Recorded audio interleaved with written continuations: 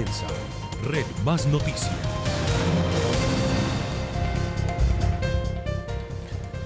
Hay conmoción nacional y en todo el continente, porque esta mañana, sobre las 10:30 de la mañana, fue asesinado en Barú, muy cerca de Cartagena, en un prestigioso hotel, el fiscal antimafia del Paraguay, que llevaba unos casos bien delicados contra narcotraficantes y contra lavados de activos, Marcelo Pesci. Él estaba pasando la luna de miel aquí en Colombia, estaba con su señora. Hace apenas 10 días se habían casado y hoy, minutos antes de que lo asesinaran dos sicarios, había posteado una foto con los zapaticos de su hijo. Esta es la historia. Eran las 10:15 de la mañana. El fiscal paraguayo Marcelo Pesci, reconocido en su país por llevar casos de crimen organizado, mafia y lavado de activos, llegó a Colombia el pasado jueves con su esposa, la periodista Claudia Aguilera. Se había casado hace tan solo 7 días y escogieron Cartagena para pasar su luna de miel. Hoy, en horas de la tarde, tomarían vuelo de regreso a Asunción. Sin embargo, querían aprovechar las últimas horas de playa en Barú.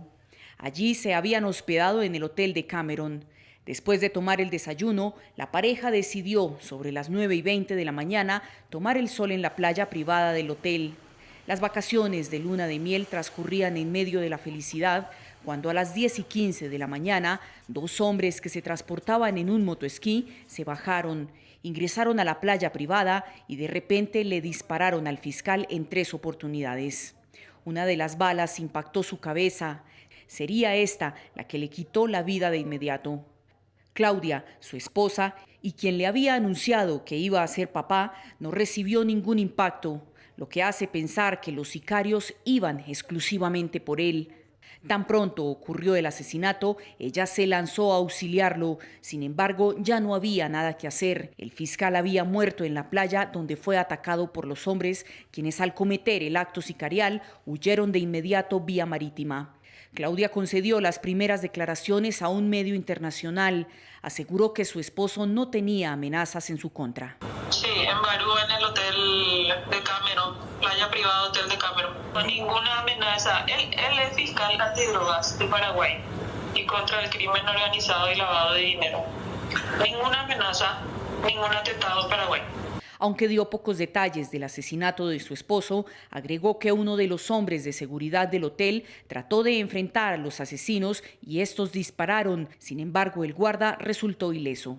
Un guardia quiso acercarse, pero le disparó también al guardia. No sé si está herido o no el guardia. Tras intensos operativos que a lo largo del día se adelantaron en la isla Barú y en la ciudad de Cartagena, la policía dio a conocer en horas de la tarde esta primera imagen de uno de los posibles homicidas. El ministro de Defensa y el director de la policía anunciaron una comisión de 5 funcionarios del equipo de homicidios de nivel central de la Dirección de Investigación Criminal y de un grupo de oficiales de la policía que se han integrado al grupo de la Dijín para el esclarecimiento del hecho, pero también para dar con el otro hombre que iba en el motoesquí. La Embajada de Paraguay anunció por su parte que se encuentra acompañando a la esposa del fiscal y adelantando junto con la Fiscalía de Colombia las investigaciones preliminares del caso. Y vuelvo sobre un punto de la nota que nos que nos mostraba Paula hace un instante, porque la Fiscalía y la Policía revelaron las primeras imágenes. Se las vamos a mostrar a continuación. Él es presuntamente uno de los asesinos del fiscal paraguayo. Esta foto ya es pública, la han sacado las autoridades. Es de una de las cámaras de seguridad del hotel en donde se estaba quedando el fiscal. La fotografía ya ha sido rotada por varios lugares, por todos los aeropuertos de Colombia, por las salidas internacionales para tratar de dar con los asesinos. Este sería uno de los responsables, uno de los sicarios.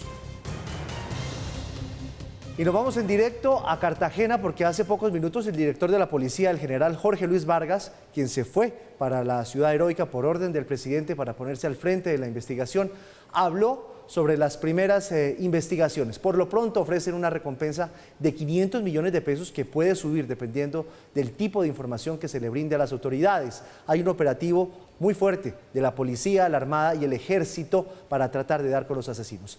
Astrid Chávez, buenas noches desde Cartagena.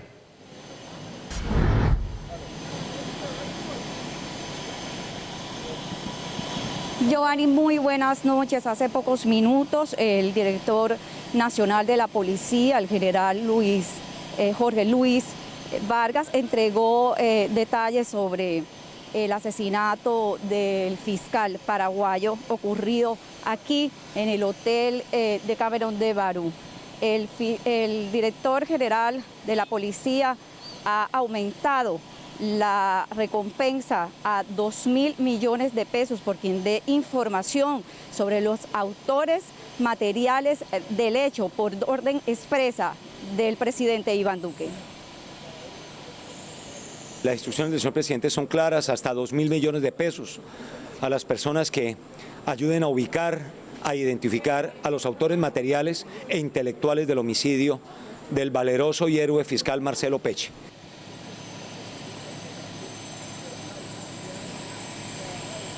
El director general de la policía dijo que en pocos minutos se estará reuniendo con la vicefiscal general de la Nación y el director del CTI para analizar los hallazgos que llevan hasta el momento, de los cuales no entregó mayores detalles por reserva de la investigación. Esto fue lo que dijo el general sobre el apoyo internacional que se recibirá en las investigaciones de este caso. Ordené el desplazamiento de unos funcionarios de la ciudad de Bogotá de homicidios del nivel central y de crimen organizado, que están siendo apoyados por equipos especiales contra el narcotráfico de la ciudad de Bogotá, que trabajan con la agencia antidrogas DEA y con el FBI de los Estados Unidos, porque sabemos que el fiscal Pecci estaba desde hace varios años con equipos especializados también de los Estados Unidos, y en muchas ocasiones tomando contacto con los equipos de varios países, adelantando investigaciones contra el narcotráfico.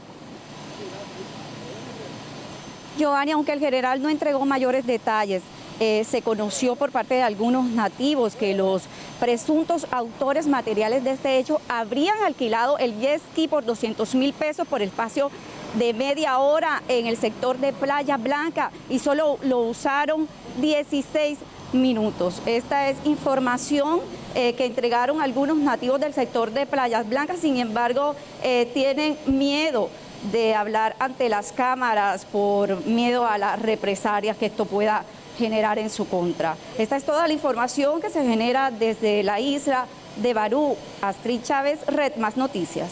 Muchas gracias, Astrid. Desde Paraguay, el presidente Mario Abdo calificó como cobarde el asesinato del fiscal Pecci aquí en Colombia. Es tan delicado el asunto que va a lo diplomático, porque el Congreso de Paraguay citó al embajador de Colombia en ese país para que dé explicaciones por lo que sucedió. En las últimas horas viajó a Colombia una comisión de la policía paraguaya para colaborar en la investigación que adelantan las autoridades colombianas. Y de parte de Colombia también una comisión de la policía va a viajar a Paraguay para hacer toda una triangulación de investigación para tratar de dar con los autores de este homicidio. El asesinato de Marcelo Pecci conmocionó a todo Paraguay, un fiscal que según periodistas no contaba con ningún cuestionamiento sobre su trabajo. Apenas se conoció el hecho, uno de los primeros en salir a condenarlo fue el presidente paraguayo Mario Abdo Benítez. El cobarde asesinato del fiscal Marcelo Pecci en Colombia enluta a toda la nación paraguaya. Condenamos en los términos más enérgicos este trágico hecho y redoblamos nuestro compromiso de lucha contra el crimen organizado. Nuestras sinceras condolencias a sus familiares. El mandatario anunció además que Estados Unidos cooperará en la investigación. Esto es muy doloroso, muy duro. He conversado con el presidente Iván Duque por teléfono. Se comprometió conmigo para darnos todo nuestro apoyo para resolver el caso, para buscar a los responsables. También he conversado con el gobierno americano con respecto a eso, quienes también a través de Colombia van a apoyar. Y bueno, y ahora me voy a visitar a la fiscal general. Tras el anuncio, las autoridades nacionales sostuvieron una reunión con el asesor legal residente del Departamento de Justicia Internacional de Estados Unidos, mientras que el embajador en Paraguay envió un mensaje de condolencias. Nos unimos al dolor del pueblo paraguayo ante el asesinato del fiscal Marcelo Pecci en Colombia. Este lamentable hecho enluta a nuestras naciones. Más que nunca, reforzaremos el trabajo conjunto para enfrentar al crimen organizado en Paraguay y el hemisferio. Durante la tarde viajó a Colombia una comitiva integrada por el jefe del Departamento Antisecuestro de la Policía Nacional, 2 comisarios del Departamento contra el Crimen Organizado, la fiscal contra el Crimen Organizado y el fiscal de Asuntos Internacionales para investigar el hecho. Entre tanto, el presidente de la Cámara de Senadores confirmó que el embajador de Colombia en Paraguay, Fernando Sierra Ramos, fue citado para el miércoles en el Congreso Nacional con el fin de que brinde la información que haya recibido por parte de las autoridades colombianas sobre el atentado. Detrás de este magnicidio que sucedió hoy en Colombia hay una historia personal que duele muchísimo. El fiscal acababa de casarse, apenas llevaba 10 días y como les decíamos al inicio de esta emisión, horas antes de que lo asesinaran los sicarios, su esposa, que es periodista paraguaya, había posteado una foto de unos zapaticos, porque era una manera de contarle a él y contarle a sus seguidores y a su familia que estaban en embarazo. Esta es la historia. 9 de abril de 2022.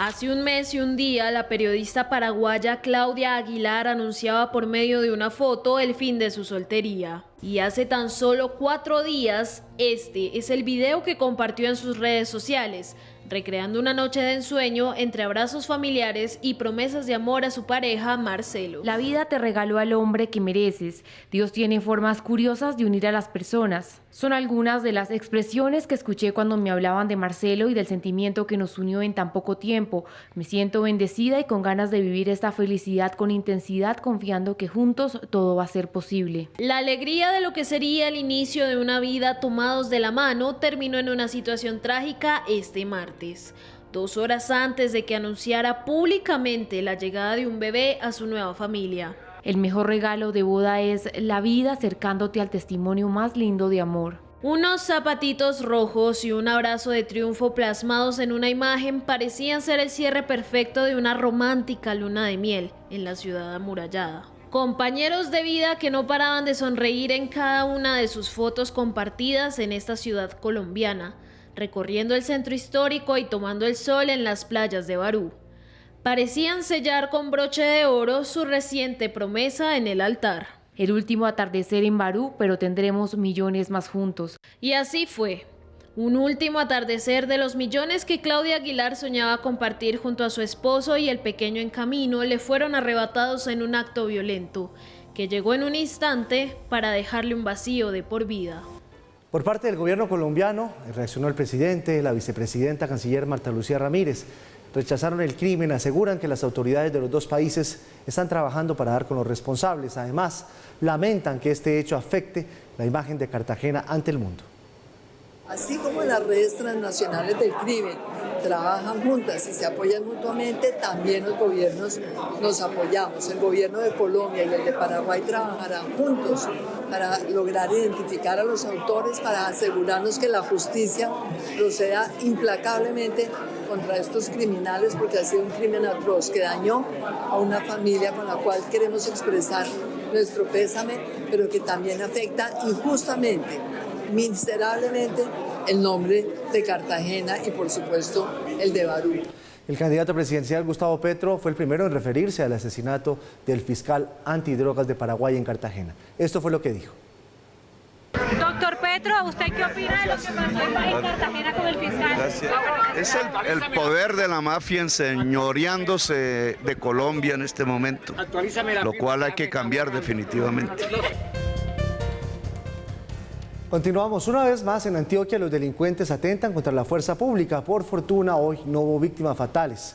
Por otro lado, las autoridades dieron un duro golpe al Clan del Golfo tras el ataque terrorista a una caravana de la fuerza pública el día de ayer.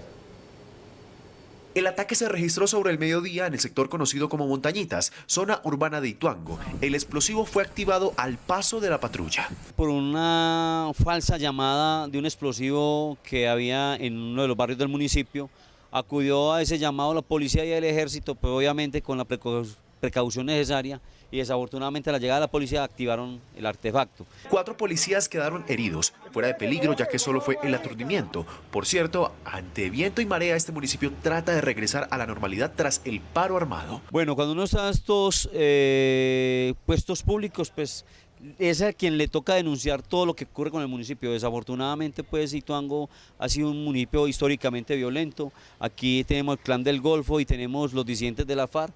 y amenazas nos llegan todos los días. Por otro lado, tras el ataque terrorista contra una caravana de la policía y el ejército en Cañas Gordas, occidente de Antioquia, las autoridades capturaron a alias Betancur, presunto responsable del atentado. Está siendo judicializado en este momento por varios delitos. Estamos ampliando para ver su presunta responsabilidad en los hechos sucedidos ayer en la vía entre Cañas Gordas y el Urabá antioqueño, en donde perdieron la vida un soldado, un policía y 2 heridos del Ejército Nacional y de la Policía Nacional. Finalmente, la Gobernación de Antioquia le solicitó al Gobierno Nacional traer una brigada móvil o un equipo más fuerte de hombres del Ejército y la Policía para asegurar el corredor de movilidad Santa Fe de Antioquia, Cañas Gordas, Dabeiba y el Urabá antioqueño. Y sobre el tema, el presidente Iván Duque hoy firmó la extradición de la hermana de Otoniel. Ella se llama Nini Joana Úsuga, le dicen La Negra, alias La Negra.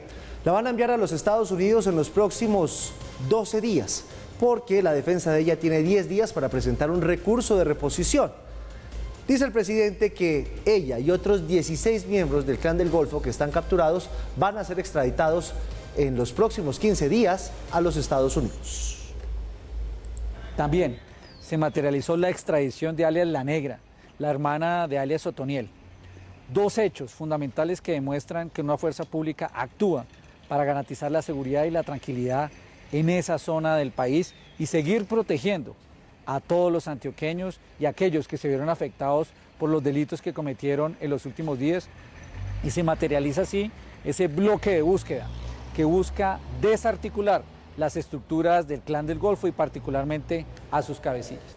Ya se cumplen hoy 4 días de la retención ilegal de 100 militares y policías por parte de civiles. Civiles que se niegan a que los uniformados adelanten operaciones de erradicación de cultivos ilícitos.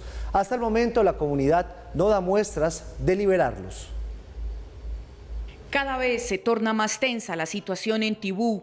Ya son 130 uniformados entre soldados y policías los que están retenidos desde el pasado 7 de mayo a manos de 300 pobladores de la zona rural de ese municipio que se dedican al cultivo de hoja de coca. Todo inició cuando los militares estaban adelantando operaciones de simulacro de dispositivos de elecciones y otros de erradicación de cultivos ilícitos. Fue entonces cuando centenares de civiles con palos y machetes los retuvieron y los llevaron a la fuerza a la base militar de Caño Indio, según lo indicó el ejército. Han sido secuestrados por más de 300 campesinos cocaleros, los cuales de una manera grosera, de una manera tajante, empleando piedras, palos y vías de hecho, han hecho que las tropas se queden concentradas y no tengan movilidad en el área general de la base militar. Tras ser encerrados los militares en la base, los habitantes cortaron la luz y el agua para impedir que los uniformados pudieran usar los servicios básicos. Desde ayer la situación se tornó más delicada cuando cerca de 150 pobladores en el sector de Las Palmas volvieron a confinar a un grupo de policías y a otro pelotón del ejército que también fueron retenidos en la base Caño Indio. El ejército dijo que interpondrá una denuncia por violación a los derechos humanos y por agresión a la fuerza pública. Se le informó desde el 7 de mayo, se informaron a todas las autoridades, a la gobernación, a la defensoría y a todas las instituciones del orden departamental, nacional e internacional garantes de los derechos humanos, ya que nuestros soldados son seres humanos y también tienen derechos fundamentales y no se les pueden violentar. A través de un comunicado, el comando del ejército le pidió a la población civil no obstruir las operaciones militares y no arremeter violentamente contra los soldados y policías que se encuentran retenidos. Hoy la Fiscalía radicó el escrito de acusación en contra de Jonier Leal por el doble homicidio de su hermano, el estilista Mauricio Leal, y de su mamá, Marlene Hernández. Eso pasó el 21 de noviembre del año pasado. Dice la Fiscalía que Jonier actuó solo y con total crueldad a la hora de acabar con la vida de su mamá y de su hermano. Además, dice la Fiscalía, trató de borrar las evidencias del crimen y de inculpar a terceros. Por estos hechos, la Fiscalía en juicio va a pedir la máxima pena en contra de Jonier Leal. Estamos hablando de 60 años de prisión. Volvemos con la noticia del día, el asesinato del fiscal Marcelo Pecci aquí en Colombia, en Barú. A esta hora saludamos al señor vicepresidente de Paraguay. Hugo Velázquez. Vicepresidente, es un gusto saludarlo desde Colombia. Buenas noches. Muy buenas noches para ustedes y para la audiencia. Señor vicepresidente, lamentamos mucho esta noticia que se ha dado en nuestro país. ¿El fiscal tenía amenazas en Paraguay? Bueno, en realidad no podría decirlo o responder esa pregunta porque no tengo conocimiento.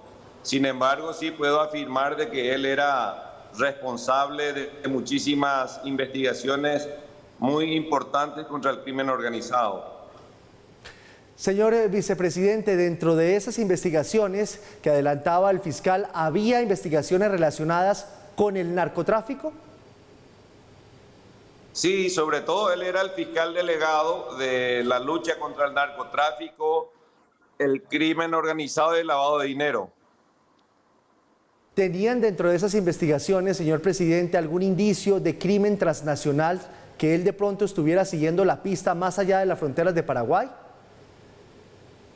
Bueno, de hecho, el crimen organizado normalmente es transnacional. Ahora, hechos específicos desconozco, pero estoy seguro de que las investigaciones que él llevaba adelante siempre tenían un complemento fuera del país. Señor vicepresidente, ¿por qué, si era un hombre que llevaba unas investigaciones sobre unos casos tan complejos, por qué no viajaba con seguridad o por qué no alertaron a las autoridades colombianas sobre su presencia en nuestro país? Y eso realmente desconozco, yo creo que fue una imprudencia. Él es una persona con mucha experiencia en materia de investigación y él sabía del peligro que podía tener, sobre todo en Colombia, porque creo que él acababa de llevar adelante una extradición de un narcotraficante colombiano. ¿De qué narcotraficante estamos hablando, señor vicepresidente? No recuerdo el apellido,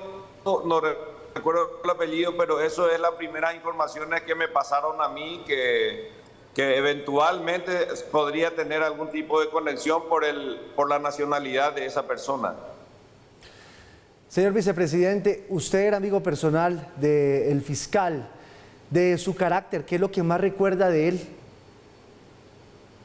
Asimismo, nosotros fuimos compañeros de trabajo, yo también fui fiscal general adjunto de este país y además de eso compartíamos el fanatismo por el mismo club de fútbol acá de Paraguay y siempre estábamos juntos en la cancha o en las reuniones de dirigentes. Era una persona muy jovial, una persona con las características de una persona muy humilde, jovial y sobre todo tenía los valores extraordinarios que hacían que él sea una de las figuras más importantes en la lucha contra el crimen organizado. Señor vicepresidente, hay una comisión que va a venir de su país, de Paraguay, a ayudar en las investigaciones. Esa comisión, ¿por quiénes está integrada? ¿Quiénes integran ese grupo que va a venir a nuestro país? Tengo entendido que son 3 fiscales y 3 policías de investigaciones. Y tengo también entendido que en el transcurso de esta tarde-noche ya están en camino. Señor vicepresidente, ¿y qué papel van a jugar los Estados Unidos en esta investigación, teniendo en cuenta la cercanía que tenía el gobierno americano con el fiscal Pecci? Y realmente nosotros esperamos la colaboración de todas las agencias de investigaciones de Colombia, por supuesto, porque ahí ocurrió el hecho, y también el acompañamiento de las agencias de investigación de los Estados Unidos y de cualquier otro país que a dilucidar este hecho. Señor vicepresidente, hay un tema que puede también, que seguramente las autoridades lo tienen en el radar dentro de la investigación, y es el lavado de activos, por lo que sucede cerca de la triple frontera, por lo que sucede en nuestro país y en Colombia. Tal vez ese tema de lavado de activos y sus investigaciones tengan algo que ver con lo que sucedió en nuestro país. ¿Hace parte de las hipótesis investigativas hasta ahora? Asimismo, el lavado de activos el narcotráfico, en general el crimen organizado está teniendo muchos golpes muy importantes que se está dando en este país, acá en Paraguay. El gobierno está llevando adelante con mucha fuerza la lucha contra el crimen organizado. Con la colaboración de agencias de investigación de distintos países, hemos obtenido la captura no solamente de personas, sino también toneladas de cocaína. Y en este momento también el gobierno está dándole golpes a la parte más sensible del narcotráfico, que es el decomiso de sus bienes.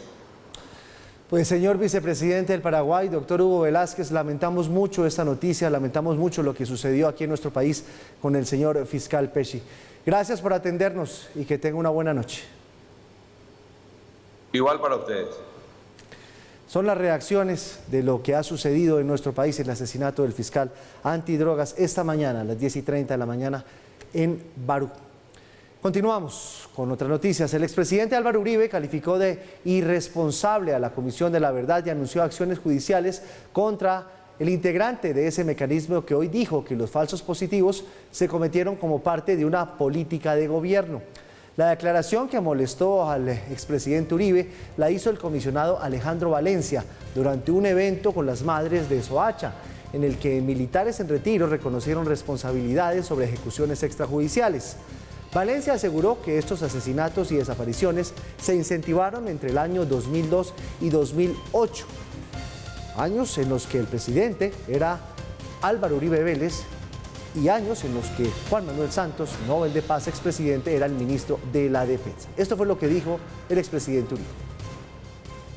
La única base de esta afirmación es el sesgo de la comisión, como lo advirtió en su renuncia el mayor Carlos Ospina. Pidió la comisión ampliación de la fecha de trabajo y me expresó el padre de Ru que era necesario para no interferir las elecciones. Sin embargo, las declaraciones irresponsables de Alejandro Valencia no tienen más interés que apoyar al candidato Petro. Hablamos ahora de la campaña presidencial. El candidato a la presidencia, Federico Gutiérrez, se reunió por primera vez con toda la bancada del Partido Liberal. De hecho, el expresidente César Gaviria ya arrancó a hacerle campaña al candidato Federico Gutiérrez. El aspirante estuvo reunido con todo el Partido Rojo para hablar sobre los puntos programáticos acordados, los eventos públicos que van a tener lugar en respaldo de esa colectividad en diferentes regiones del país. Al término de este encuentro, el candidato se refirió a las denuncias sobre unos supuestos atentados en su contra por parte del ELN y del Clan del Golfo, quienes lo habrían declarado como objetivo militar, y le pidió a las autoridades investigar, pero también señaló que no convertirá esas amenazas en un show y pidió seguridad para las comunidades afectadas por estos grupos armados. Yo no voy a parar porque hagan una o dos o tres amenazas, no voy a parar los recorridos de país. Nosotros vamos creciendo y vamos a ganar, siempre de la mano de Dios, de la mano de la gente, con todo el respaldo que tengamos de nuestra policía, de nuestras fuerzas militares, de nuestro ejército. Y por supuesto aquí lo importante es seguir trabajando. Yo no voy a hacer de esto un show. Yo creo que quienes más sufren la violencia y quienes sí están del todo hoy amenazados son muchas de las comunidades hoy que están bajo el yugo de estas organizaciones criminales.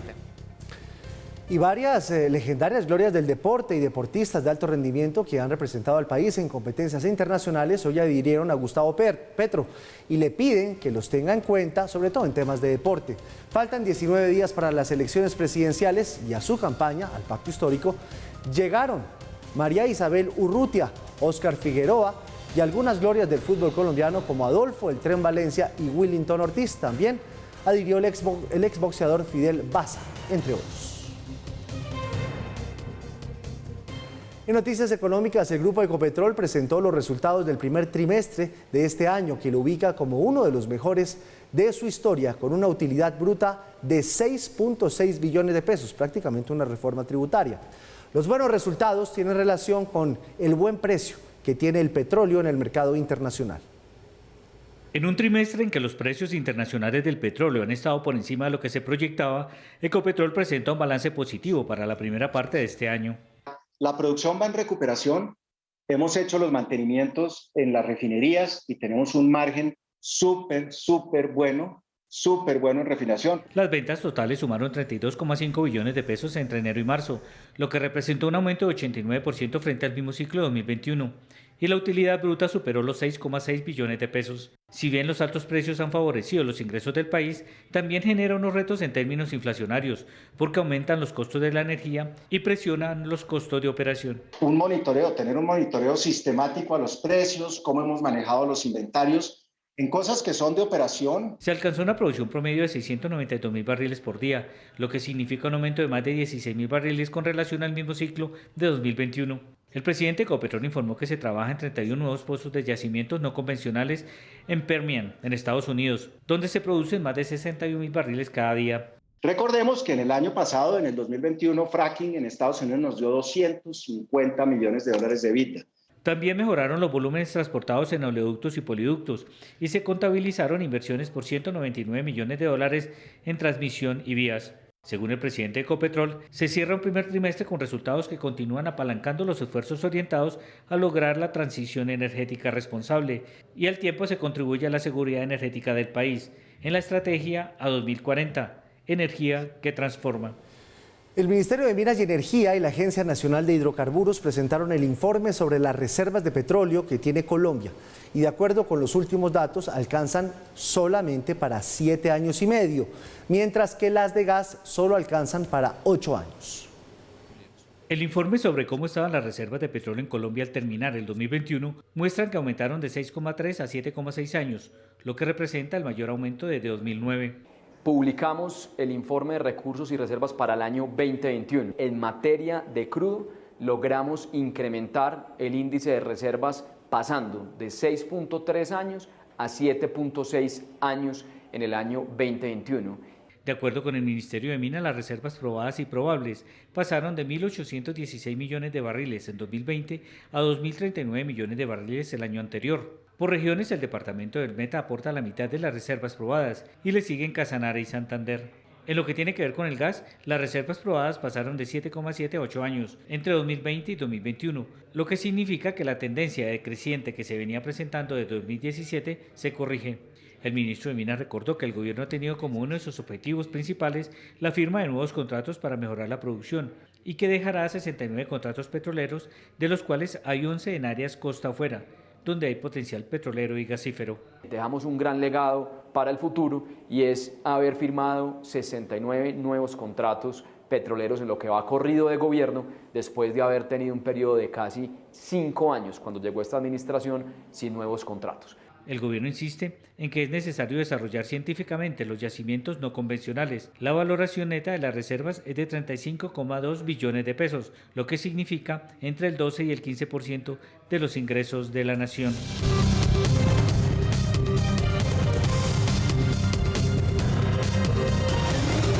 La noticia internacional más importante en la región tiene que ver con lo que está sucediendo en Ecuador, luego de la masacre en una cárcel que dejó 44 muertos. Hasta ahora solamente han podido identificar 21 cadáveres. Pero en las últimas horas tomaron decisiones, Ana María. Por lo menos, dice el gobierno, a los líderes de las dos bandas que iniciaron la revuelta los trasladaron. Giovanni, pues a una cárcel de máxima seguridad. Las autoridades ya reconocieron que los enfrentamientos se dieron esto como represalia a los recientes traslados de algunos reclusos a esta cárcel donde se registraron los hechos. Los familiares siguen a la espera de información porque hasta ahora solo 21 cadáveres han sido identificados. 6 cabecillas de bandas criminales de la cárcel de la ciudad ecuatoriana de Santo Domingo fueron trasladados a prisiones de máxima seguridad de Guayaquil luego de que se registrara un mortal motín en el que 44 reclusos murieron y otros 118 lograron fugarse. Con Policía Nacional y Fuerzas Armadas se ha hecho esta operación articulada con la finalidad de poder restablecer el control del orden penitenciario aquí en el sector de Bellavista y garantizar sobre todo la seguridad en la población de aquí de Santo Domingo de los Áchiles. Según autoridades, el motín fue ocasionado por una pelea entre pandillas rivales por el control de tráfico de drogas. Sin embargo, las decisiones judiciales también habrían incidido en estos hechos violentos. Un total de 124 privados de la libertad llegaron progresivamente al centro carcelario desde el pasado 6 de abril, entre ellos el líder de los R7, una facción delincuencial que se dio a conocer en las cárceles.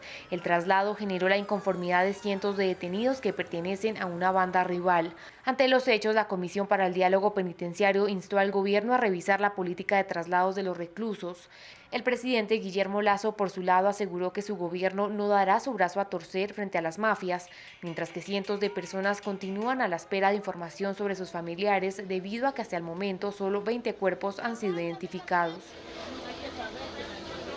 Y una nueva advertencia hizo Estados Unidos sobre la guerra en Ucrania. Señalan que se están preparando para un conflicto más largo aún. Advierten que por ahora el plan de Rusia es incrementar los ataques en el Donbass.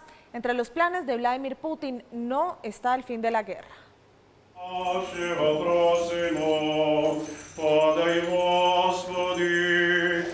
Este sigue siendo el panorama diario en Ucrania. Imágenes que se repiten desde el 24 de febrero.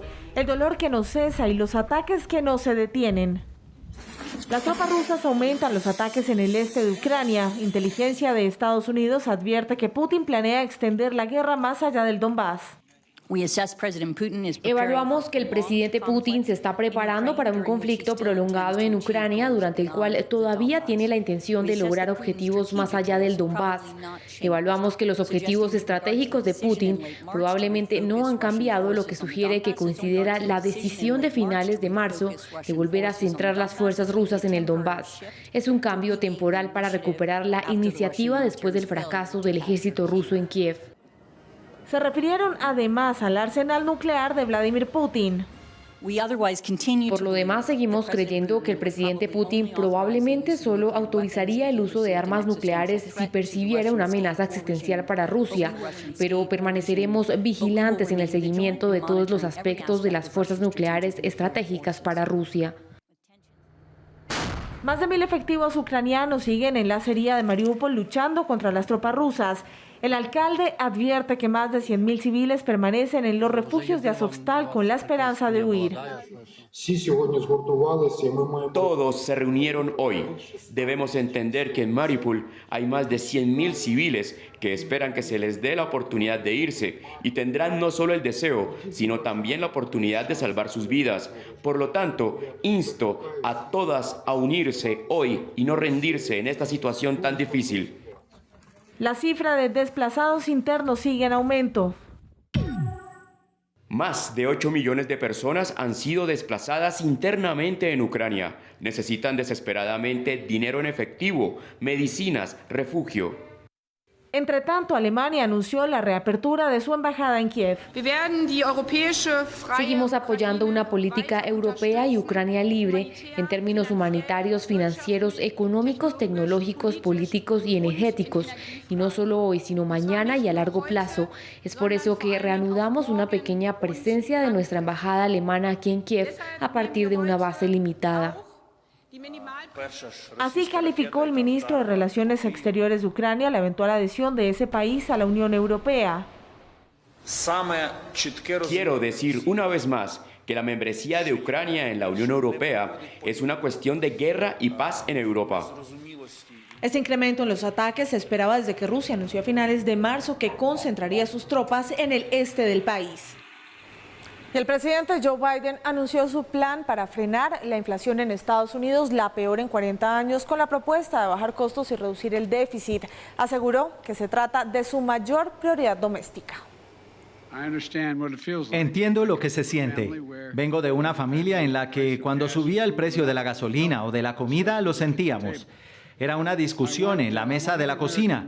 Quiero que todos los estadounidenses sepan que me estoy tomando la inflación en serio y que es mi principal prioridad interna.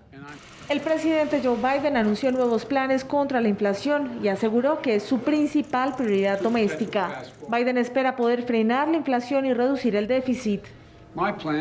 Mi plan es reducir los costos diarios para los estadounidenses que trabajan arduamente y reducir el déficit pidiendo a las grandes corporaciones y a los estadounidenses más ricos que no se involucren en el aumento de precios y pagar su parte justa en impuestos. Entre las medidas, pedir al Congreso un plan de créditos fiscales e inversiones para reducir la dependencia. El resultado final es aliviar estos cuellos de botella y hacer que nuestra cadena de suministro sea más segura. Es un enfoque importante de mi estrategia económica, por lo que las cosas se mueven más rápido.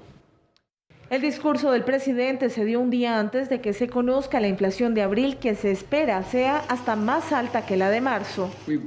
Construimos una economía fuerte con un mercado laboral sólido y estoy de acuerdo con lo que dijo el presidente de la Reserva Federal la semana pasada, que la amenaza número uno de esta fortaleza que construimos es la inflación.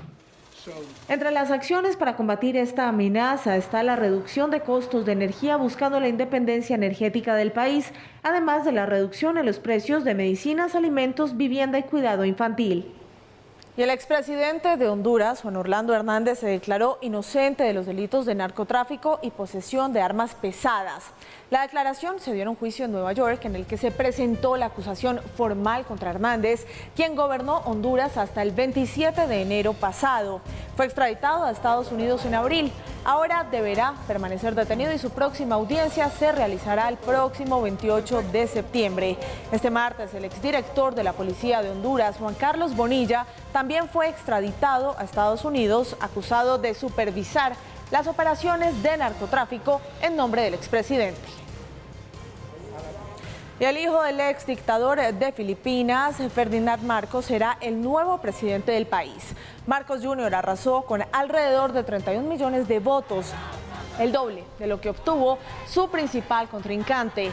Cientos de personas salieron a las calles a protestar en contra del resultado, pues aseguran durante la jornada electoral se habrían presentado casos de mal funcionamiento de las máquinas de conteo, hostigamiento de los observadores electorales y compra de votos. La victoria del candidato de 64 años marca el regreso de la dinastía política más famosa del país.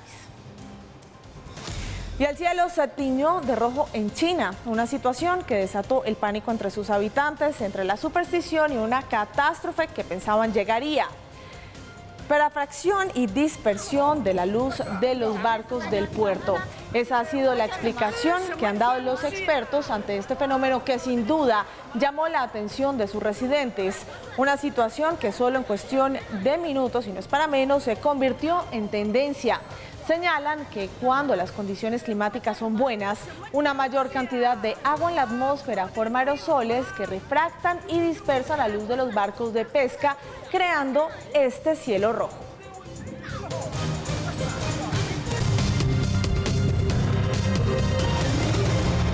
La noticia es el asesinato del fiscal antimafia de Paraguay, Marcelo Pesci. Sucedió aquí en Colombia a las 10:30 de la mañana en la isla de Barú, en un prestigioso hotel.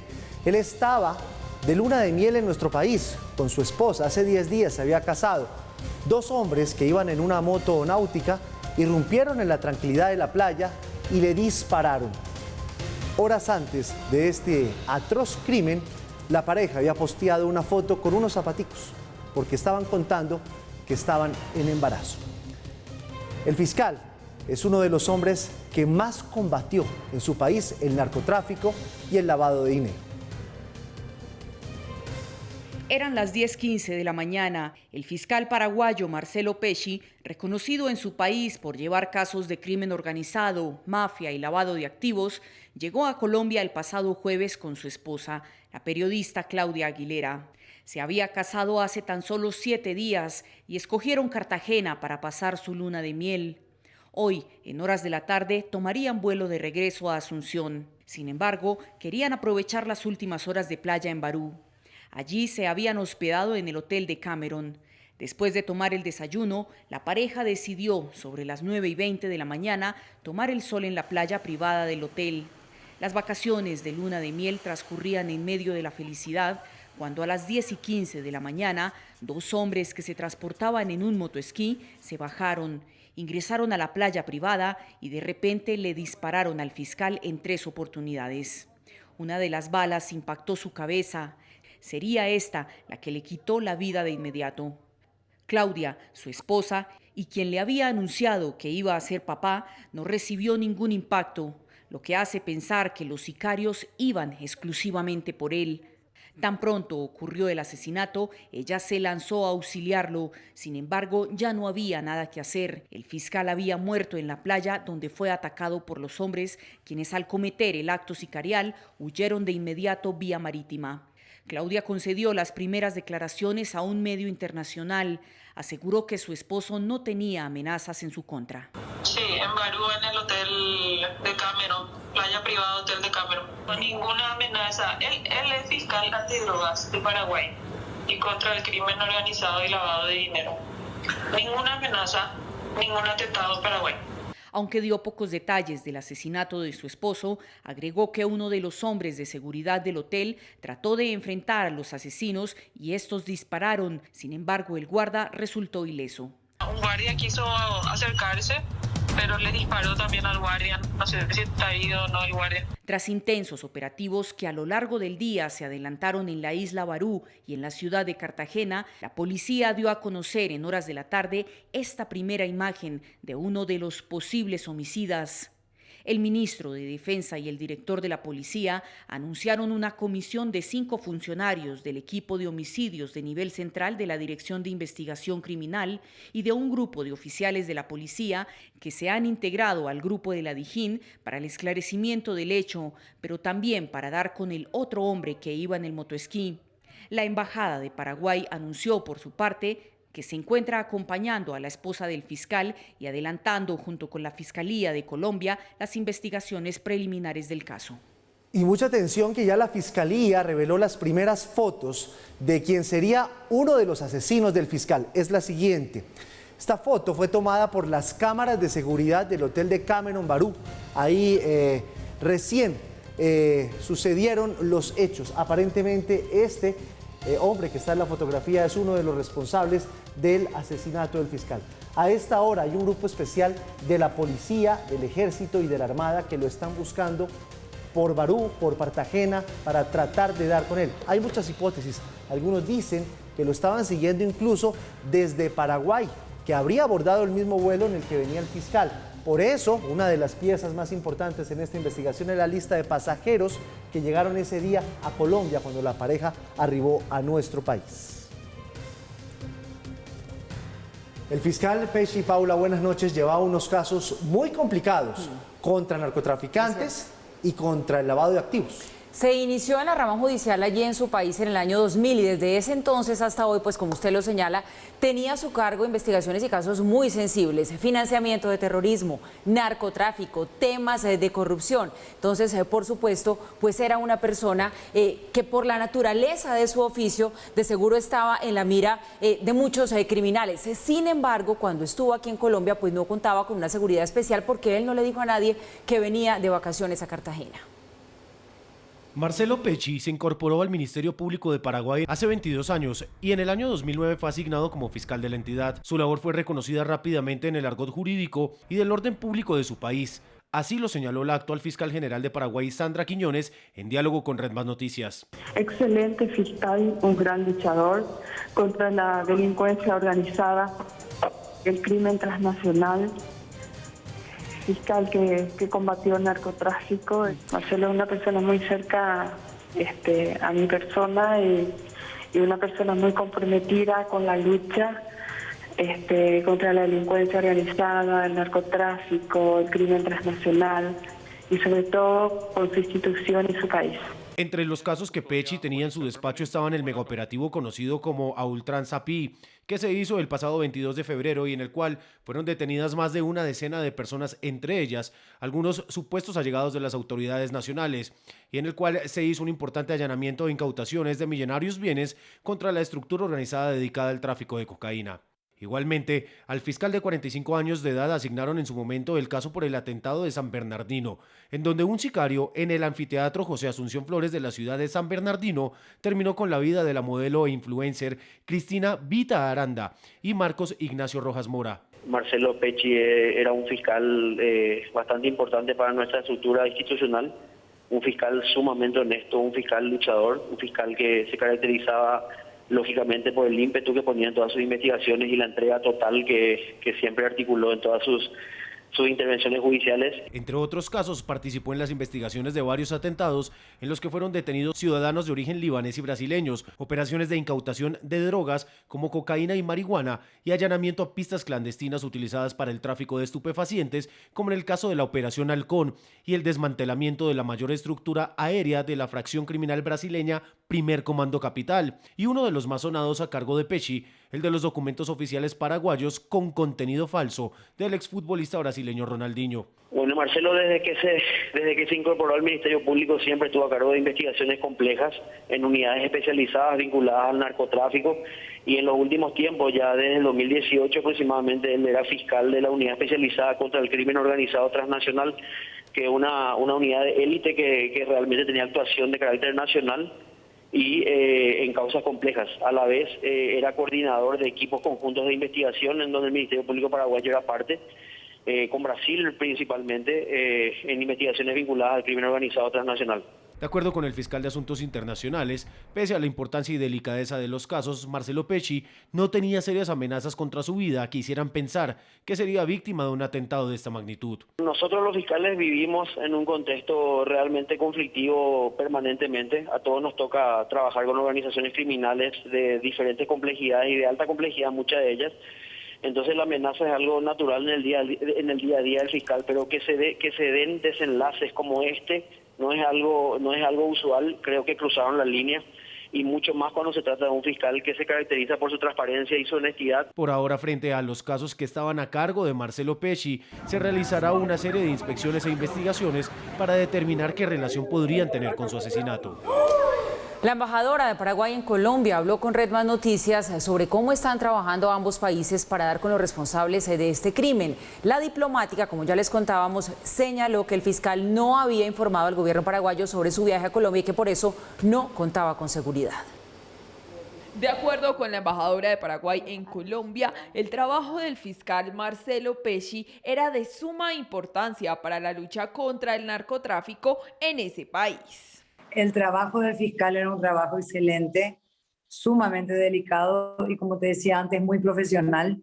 Entonces, para lo que nosotros consideramos, la muerte de este señor es una gran pérdida para todo el Paraguay. Y estamos muy dolidos, empezando por las autoridades, las personas que lo conocían, todos los periodistas paraguayos, porque la esposa es periodista. Entonces, existe una gran conmoción a nivel nacional. Sobre la seguridad del investigador, la diplomática señaló que no contaba con escoltas en el momento del viaje y que el gobierno paraguayo no tenía conocimiento de este traslado. Él estaba en un viaje privado de luna de miel, por eso la embajada no tenía conocimiento de que él estaba en tierra colombiana. Amigos de él decir hoy, en el día de la fecha, que algunas veces se movilizaba sin ningún tipo de guardia, pero lo que corresponde es que sí tenga un custodio por lo menos. Aseguró que la esposa del fiscal no podrá regresar a Paraguay este martes como lo tenía planeado. Porque como sabemos, la señora del fiscal tiene que responder también preguntas y todo eso, entonces realmente no podemos hablar de un momento preciso para que se lleve a cabo este traslado. La diplomática agradeció el respaldo del gobierno colombiano en esta investigación que inicia para dar con los responsables del crimen. Lo que hicimos fue enviar a 2 personas del consulado de Paraguay aquí en Colombia, inmediatamente a Cartagena para contener a la viuda del fiscal Marcelo y además para que faciliten en todo momento los trabajos que se tienen que hacer para el traslado del cuerpo en el momento que la investigación así lo permita. El presidente Iván Duque sostuvo una llamada telefónica con su homólogo Mario Abdo Benítez, expresó su solidaridad y le informó que el director de la Policía Colombiana está al frente del caso, además que brindarán todo el apoyo a los 5 fiscales paraguayos que viajaron a Cartagena para investigar lo ocurrido. Este homicidio tiene una tragedia personal familiar muy fuerte atrás. Hoy, el mismo día que el fiscal Pecci se enteraba que iba a ser papá, es cuando lo asesinan unos sicarios aquí en Barú, en Cartagena. Su esposa había posteado hace apenas unas horas los videos de su matrimonio, que fue hace apenas 10 días. 9 de abril de 2022. Hace un mes y un día, la periodista paraguaya Claudia Aguilar anunciaba por medio de una foto el fin de su soltería. hijos Marcelo y Claudia. Y hace tan solo 4 días, este es el video que compartió en sus redes sociales, recreando una noche de ensueño entre abrazos familiares y promesas de amor a su pareja Marcelo. Marcelo, buscar siempre la felicidad de tu esposa y Claudia, tú también, buscar siempre la felicidad de tu esposo Marcelo. Hoy están felices y contentos porque inician una nueva etapa en su vida. La vida te regaló al hombre que mereces. Dios tiene formas curiosas de unir a las personas. Son algunas de las expresiones que escuché cuando me hablaban de Marcelo y del sentimiento que nos unió en tan poco tiempo. Me siento bendecida y con ganas de vivir esta felicidad con intensidad, confiando que juntos todo va a ser posible.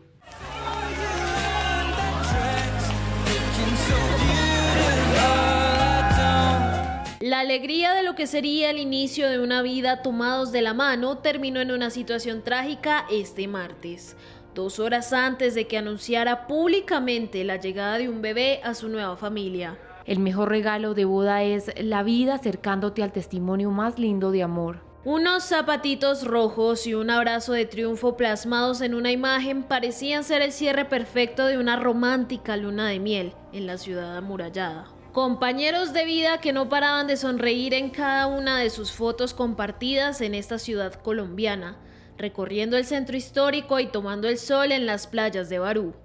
Parecían sellar con broche de oro su reciente promesa en el altar. El último atardecer en Barú, pero tendremos millones más juntos. Y así fue. Un último atardecer de los millones que Claudia Aguilar soñaba compartir junto a su esposo y el pequeño en camino le fueron arrebatados en un acto violento que llegó en un instante para dejarle un vacío de por vida. Empezaron a caminar juntos los dos. Que ese amor iba aumentando y que poco a poco se necesitaban los dos para ser felices. Qué historia. Y hace pocos minutos el vicepresidente de Paraguay, Hugo Velázquez, habló con nosotros aquí en Red Más Noticias sobre este asesinato del fiscal Pecci. Hizo referencia a lo que también ya decía la embajadora, al hecho de que el fiscal no avisó a las autoridades de su viaje a Cartagena. Señor vicepresidente, ¿por qué, si era un hombre que llevaba unas investigaciones sobre unos casos tan complejos, por qué no viajaba con seguridad o por qué no alertaron a las autoridades colombianas sobre su presencia en nuestro país? Y eso realmente desconozco, yo creo que fue una imprudencia. Él es una persona con mucha experiencia en materia de investigación y él sabía del peligro que podría tener, sobre todo en Colombia, porque creo que él acababa de llevar adelante una extradición de un narcotraficante colombiano. ¿De qué narcotraficante estamos hablando, señor vicepresidente? No recuerdo el apellido, pero eso es las primeras informaciones que me pasaron a mí, que eventualmente podría tener algún tipo de conexión por la nacionalidad de esa persona. Terrible y lamentable este asesinato del fiscal Marcelo Pecci, el fiscal paraguayo, distinguido en su carrera profesional y en la institucionalidad de su país como uno de los más férreos y los más firmes frente al crimen organizado, en concreto frente al narcotráfico. Por supuesto que todos los asesinatos son lamentables, todos los asesinatos son terribles, pero ustedes vean en la nota las circunstancias personales que marcaron este caso.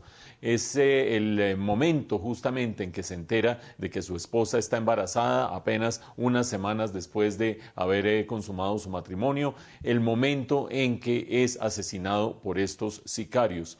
Y obviamente se abren las preguntas y se abren las hipótesis, porque la primera reacción de buena parte de la opinión pública en Colombia fue decir, claro, viene el fiscal a vacaciones en Colombia y aquí el crimen organizado lo ataca. No es tan claro si es el crimen organizado colombiano o si es el crimen organizado internacional o es el crimen organizado de Paraguay. Para el primer caso, la posibilidad de que fuera un sicario contratado por el crimen colombiano, existen dos hipótesis. Una se la preguntaba Giovanni al vicepresidente de Paraguay, relacionada con el hecho de que el fiscal Marcelo Pecci habría intervenido o intervino, de hecho, en un caso en el que terminó extraditado un narcotraficante colombiano. Si ese narcotraficante colombiano o su propia organización tuvieron algo que ver o no en este hecho, está por verse por parte de las autoridades, porque existe además esa circunstancia en la que los asesinos llegan en una motoesquí, lo que significa o que tienen algún conocimiento de la isla de Barú, o que pueden informarse claramente, o que tienen la posibilidad de acceder directamente a esa playa privada del Hotel de Cameron. Pero también existe otra hipótesis que ya fue descartada incluso por la misma fiscal general de la Nación en Paraguay, y es aquella que relaciona, ustedes recuerdan, a las antiguas FARC y en concreto a Rodrigo Granda con el asesinato de Cecilia Cubas. Cecilia Cubas, la hija de un expresidente, Raúl Cubas del Paraguay, un asesinato que se consumó después de un secuestro en el año 2004-2005 y que se vino a conocer hace muy poco que las FARC habrían asesorado a el crimen organizado en Paraguay sobre ese asesinato. Lo que ha dicho la fiscal es que él no fue, Marcelo Pecci, quien llevó ese caso de Cecilia Cubas, que fue ella directamente la que llevó ese caso, por lo tanto allí no habría una vinculación directa o con las antiguas FARC o con Rodrigo Granda. Queda por lo tanto la otra hipótesis, que efectivamente desde Paraguay vino alguien, un asesino en el mismo vuelo, siguiendo la posibilidad de que quedara desamparado y desprotegido Marcelo Pecci en Cartagena. Y por supuesto a eso le falta una puntadita adicional. ¿Puede un asesino paraguayo llegar tan fácilmente, agarrar un motoesquí, conocer la isla y meterse a la playa privada de un hotel? Todo esto por investigar, todo esto por averiguar.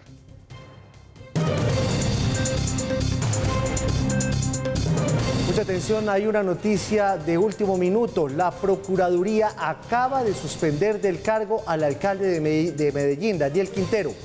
Todo por cuenta de este video que ustedes van a ver a continuación. El cambio en primera. El cambio en primera. Video que para muchos es participación en política porque sería el respaldo ya abierto y directo del alcalde de Medellín a la campaña de Gustavo Petro, suscitó una controversia grande hoy en el país. Pues bien, la Procuraduría acaba de apartarlo del cargo. Ampliamos la información. Juan Carlos Giraldo, buenas noches. Giovanni, televidentes, muy buenas noches. Pues es un anuncio que acaba de hacer la Procuradora General Margarita Cabello Blanco, que ha dicho que luego de estudiar los diferentes casos en los que supuestamente Daniel Quintero Calle ha incurrido en política durante la presente campaña presidencial, pues se ha tomado la decisión en primera instancia y de manera preliminar de hacer una investigación previa y de separarlo del cargo temporalmente mientras avanza la investigación. Ha dicho la Procuradora que esta entidad tiene todas las facultades constitucionales y legales para hacerlo no solamente en contra de Daniel Quintero Calle, sino en contra de todos los candidatos de elección popular y hasta de más alto rango. Me permito anunciar que por la presunta y reiterada intervención en actividades y controversias políticas, la Procuraduría General de la Nación ordenó la apertura de investigación disciplinaria y la suspensión provisional de sus cargos a los siguientes funcionarios. 1. Daniel Quintero Calle, alcalde de Medellín, Antioquia. 2. Andrés Fabián Hurtado Barrera, alcalde de Ibagué, Tolima. 3. Gustavo Adolfo Herrera Zapata, concejal del municipio de Calarcá, Quindío. Y 4. Grenfell Lozano Guerrero, personero de Nátaga, departamento del Huila. Como Procuradora General de la Nación, debo propender siempre por generar equilibrio y evitar ser parte de las controversias. Y así lo estoy haciendo. Pero les digo, como expresé el día de mi posesión, no se equivoquen conmigo. La Procuraduría seguirá vigilante y actuando con rigurosidad y contundencia para garantizar unas elecciones democráticas y transparentes para toda la ciudadanía. La Procuraduría tendrá entonces 6 meses de plazo para definir si culmina archivando este proceso de indagación preliminar o si por lo contrario hace un auto de apertura cuando tengan las evidencias necesarias. Si al cabo de estos 6 meses la Procuraduría no ha tomado ninguna decisión de inmediato, el caso se archivará, o de lo contrario tendrán unos 15 días hábiles para iniciar ya de manera formal este proceso disciplinario en contra de Daniel Quintero, alcalde de Medellín, temporalmente suspendido, y de los otros mandatarios locales a los que la Procuraduría ha llamado a esta indagación preliminar disciplinaria. Información desde nuestra sala de redacción, Juan Carlos Giraldo, Red Más Noticias. Gracias, Juan Carlos, por la información. Pues ahí lo tienen ustedes, una decisión muy fuerte la que acaba de tomar la Procuradora. Suspendido el alcalde de Medellín, pero también el alcalde de Ibagué. Sobre el alcalde de Medellín, donde hay más polémica, Paula, pues ya hay reacciones del candidato del Pacto Histórico, de Gustavo Petro, a quien muchos dicen, el alcalde de Medellín, su esposa y por lo menos 6 de sus funcionarios lo están apoyando abiertamente. ¿Qué dijo Gustavo Petro, Paula? Se pronuncia en sus redes sociales con el siguiente trino. Dice: golpe de Estado en Medellín. Le pido a toda la ciudadanía y a la CIDH defender el voto popular. La Procuraduría no puede evadir el mandato popular. Este es el trino que publica a esta hora el candidato Gustavo Petro después de conocerse las decisiones de la Procuraduría de suspender al alcalde de Medellín, Daniel Quintero. Y también acaba de responder en su cuenta de Twitter el propio alcalde suspendido, Daniel Quintero. Dice lo siguiente, les vamos a mostrar ya el trino del alcalde Quintero. Dice: ha iniciado el golpe de Estado en Colombia. Eso es lo que dice Daniel Quintero en este momento. Ha iniciado el golpe de Estado en Colombia. Delicadísima esta situación que se está presentando hace apenas unos minutos en nuestro país, Paula y Mauricio, con esta situación del alcalde Daniel Quintero. Uno ve el video que lo publicó el alcalde Quintero ayer sobre las 9:15 de la noche. Le voy a poner al equipo de producción que lo vuelva a pasar, porque ha sido objeto de análisis durante todo el día por parte de las autoridades. Aquí está el video. En primera. El cambio en primera. Para muchos es clarísima la alusión a la campaña de Gustavo Petro, que está buscando ganar en la primera vuelta o en la primera vuelta presidencial. Para otros no, para otros el alcalde simplemente estaba haciendo un símil, un juego de palabras. El hecho es que la Procuraduría tomó cartas en el asunto y lo acaba de suspender, Mauro. Bueno, existe aquí de por medio un tema muy delicado y es el que tiene que ver con los antecedentes que existen en la Comisión Interamericana de Derechos Humanos acerca del caso de Gustavo Petro y el entonces procurador Alejandro Ordóñez. Acuérdense ustedes que el procurador Alejandro Ordóñez en ese momento destituyó e inhabilitó a Gustavo Petro en su calidad de alcalde por otros motivos, no por participación en política, sino por la licitación de las basuras, y ese caso terminó subiendo hasta la Comisión Interamericana de Derechos Humanos en Washington, y lo que terminó fallando la Comisión Interamericana de Derechos Humanos es que un procurador no tiene la capacidad ni tiene dentro de sus facultades el inhabilitar a alguien que haya sido elegido por voto popular. Lo que dice la comisión es que los derechos políticos de aquel que ha sido elegido por voto popular están por encima de cualquier consideración de un organismo de control como es la Procuraduría. Tomando como telón de fondo esa decisión de la comisión y tomando el mensaje de Gustavo Petro en Twitter que dice que le pide a la comisión que haga valer los derechos políticos, etcétera, etcétera, y la manera como se está desencadenando esta reacción de golpe de Estado, creo yo que Daniel Quintero puso una cascarita y creo yo que la Procuraduría se resbaló en una cascarita. Es posible que sí haya una interpretación según la cual ese video podría aludir a un cambio en la primera vuelta, pero no creo que absolutamente nadie vaya a decidir su voto porque vio un video en que el alcalde Quintero movía el cambio en primera en ese momento.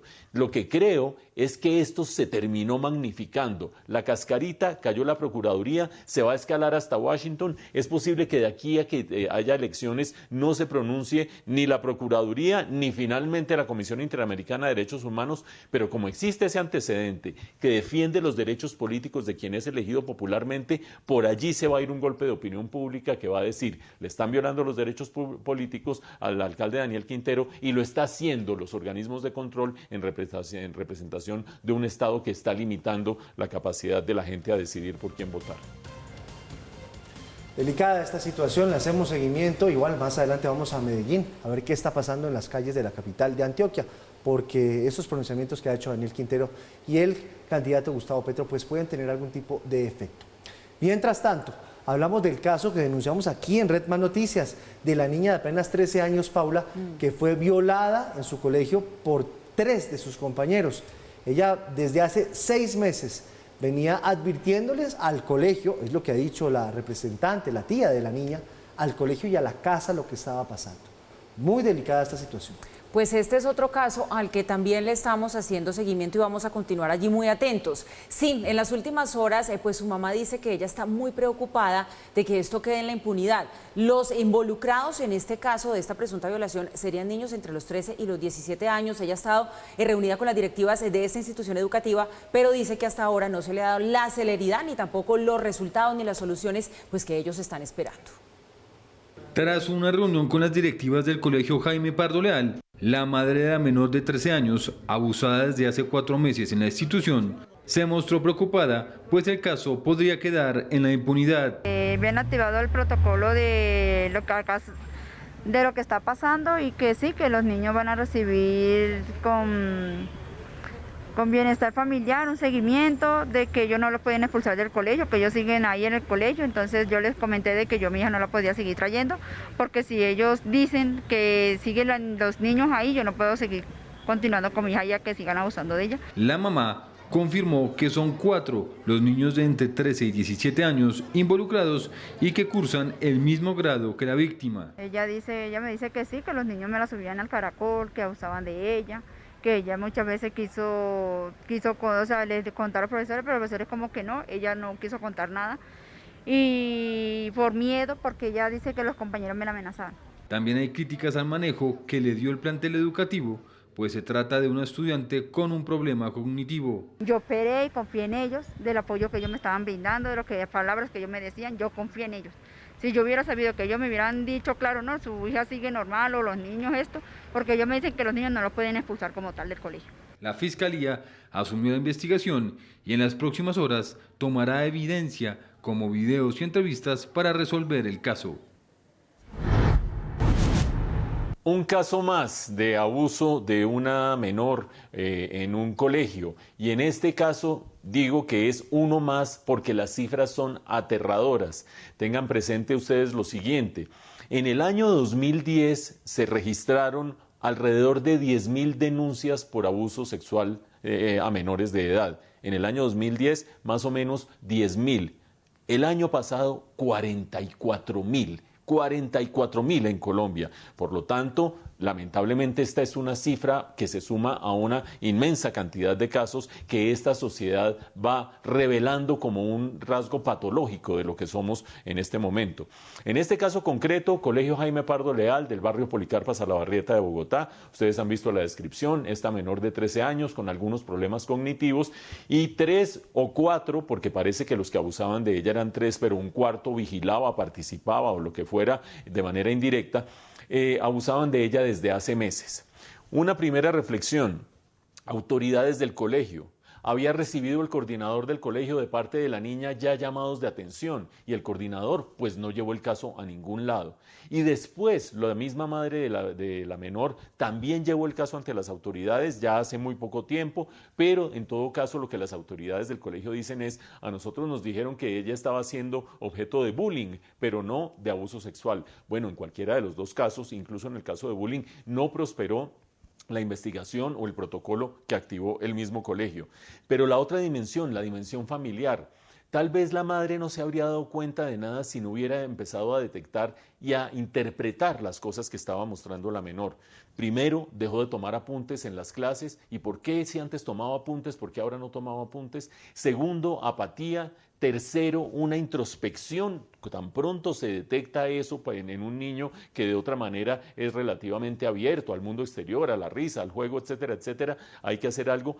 Pero lo que terminó señalando claramente lo que estaba sucediendo en el cuaderno de la niña, unas anotaciones con groserías, unos dibujos de penes y unas consideraciones de ese estilo en el cuaderno de la niña, que llevaron a la madre inmediatamente a llevarla a un examen médico donde se confirmó.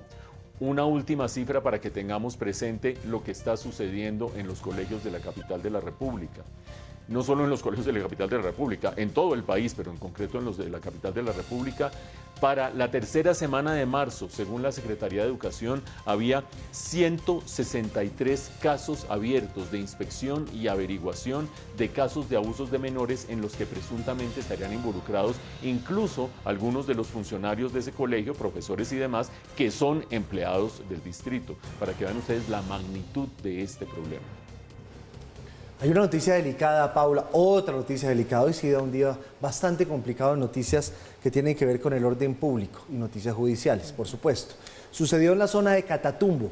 Ya van 4 días con 100 militares retenidos por campesinos que se oponen a la erradicación de cultivos ilícitos. No es la primera vez que tenemos que registrar una noticia de este tipo, Giovanni. Cada vez que los uniformados se desplazan a los territorios a hacer este tipo de labores, pues la respuesta de quienes se dedican a este tipo de cultivos suele ser esa, la de retener a los uniformados. Pero en esta ocasión, pues el tema se ha tornado mucho más grave porque los encerraron a punta de palos y machetes en la base militar de Caño Indio y una vez allí, pues les cortaron el agua, les cortaron la energía para que no tuvieran acceso a estos servicios básicos. Y lo más grave y delicado de la situación es que la comunidad no da muestras de una pronta liberación. Cada vez se torna más tensa la situación en Tibú. Ya son 130 uniformados entre soldados y policías los que están retenidos desde el pasado 7 de mayo a manos de 300 pobladores de la zona rural de ese municipio que se dedican al cultivo de hoja de coca. Todo inició cuando los militares estaban adelantando operaciones de simulacro de dispositivos de elecciones y otros de erradicación de cultivos ilícitos. Fue entonces cuando centenares de civiles con palos y machetes los retuvieron y los llevaron a la fuerza a la base militar de Caño Indio, según lo indicó el ejército. Han sido secuestrados por más de 300 campesinos cocaleros, los cuales de una manera grosera, de una manera tajante, empleando piedras, palos y vías de hecho, han hecho que las tropas se queden concentradas y no tengan movilidad en el área general de la base militar. Tras ser encerrados los militares en la base, los habitantes cortaron la luz y el agua para impedir que los uniformados pudieran usar los servicios básicos. Desde ayer la situación se tornó más delicada cuando cerca de 150 pobladores en el sector de Las Palmas volvieron a confinar a un grupo de policías y a otro pelotón del ejército que también fueron retenidos en la base Caño Indio. El ejército dijo que interpondrá una denuncia por violación a los derechos humanos y por agresión a la fuerza pública. Se le informó desde el 7 de mayo, se informaron a todas las autoridades, a la gobernación, a la defensoría y a todas las instituciones del orden departamental, nacional e internacional garantes de los derechos humanos, ya que nuestros soldados son seres humanos y también tienen derechos fundamentales y no se les pueden violentar. A través de un comunicado, el comando del ejército le pidió a la población civil no obstruir las operaciones militares y no arremeter violentamente contra los soldados y policías que se encuentran retenidos. Las mujeres que por maltrato intrafamiliar abandonen a su pareja sí tienen derecho a la pensión de sobreviviente después de que el exesposo o la expareja agresora fallezca. Eso lo acaba de decidir la Corte Suprema de Justicia. La importante decisión fue tomada por la Sala Laboral de la Corte, que al hacer un estudio sobre un caso de maltrato contra una mujer, le garantizó el derecho a la pensión de sobreviviente. Esta decisión es relevante porque la Corte ratifica que aquellas mujeres que han sido maltratadas por su esposo y tuvieron que abandonarlo, no altera el requisito de convivencia para efectos de acceder a la pensión de sobrevivientes. Según la solicitud, la mujer tuvo que abandonar su hogar debido a las adicciones a diferentes drogas y malos tratos que su pareja le daba. En ese sentido, la sala laboral hace una excepción a la norma y falla que la convivencia en este caso no es requisito para acceder a dicha pensión. El hecho de la interrupción de la convivencia fue generado por el esposo a raíz del maltrato y sería injusto castigar a la esposa por ese hecho e impedirle acceder a la pensión de sobrevivientes. Señala el fallo que, de lo contrario, sería absoluto contrasentido y violatorio de todo razonamiento lógico y humano exigirle a quienes es sujeto de vejámenes contra su integridad física y moral someterse a una continua tortura. El petróleo de referencia Brent se negocia en promedio en $101.75 el barril. La libra café colombiano cerró en Nueva York a $2.04. El índice MSCI Colcap aumentó 0,02% a 1.511 unidades. La tasa representativa en mercado para mañana es de 4.086 pesos con 71 centavos. El euro se negocia en 4.298 pesos con 51 centavos. La cifra es la deuda externa por $172.790 millones que registra Colombia a febrero. Crece 11,8% frente al mismo mes de 2021. Numeral que hemos movido desde por la mañana. Numeral, lo peor de la campaña es. ¿Qué dicen nuestros televidentes, Paula? Bueno, pues le cuento. Nidia Alexandra nos dice, la del pacto histórico, ejemplo del alcalde de Medellín, y esta senadora Zuleta, mejor renuncien a sus cargos, dan pena ajena. Alejandro Molina dice, la mayoría de candidatos sin ideas y gastándose una millonada en ofender al rival por todos los medios. No tienen cómo presentar propuestas y solo atinan a atacar. Y Alex Estrada dice, Fico infiltrado, Petrogate, Fajardo mostrando lo manipulable que es, Fecode diciendo en clase a los estudiantes por quién deben votar, sus papás, el ingeniero prometiendo cosas imposibles, fútbol, y Petro haciendo el ridículo y diciendo mentiras sobre los días de la semana. Se despacharon nuestros televidentes. Bueno, eso demuestra un poco todo lo que ha sido esta campaña presidencial. Muy movido el día. Mañana, desde las 6 en punto de la mañana, estaremos con ustedes en nuestra primera emisión de noticias, hablando de todas estas noticias que mañana seguramente van a seguir durante todo el día. Esta decisión de la procuradora de suspender al alcalde Daniel Quintero por presunta participación en política y al alcalde de Ibagué, porque no es el único suspendido. El alcalde de Ibagué fue el que dijo, yo me identifico. Correcto. También por participación en política, pero a favor de Federico Gutiérrez. Dice la procuradora que quiere equilibrar. El hecho es que esto ya está teniendo unas repercusiones muy fuertes. Nos vemos mañana a las 6 de la mañana. Sí, señor, nos vamos con muchos temas en desarrollo. Y para acabar de completar, pensando en el fantasma. ¿Te asustó el fantasma? Sí, señor. ¿De Nos verdad? vemos mañana, no por dormir es su culpa. Bueno. Hasta mañana.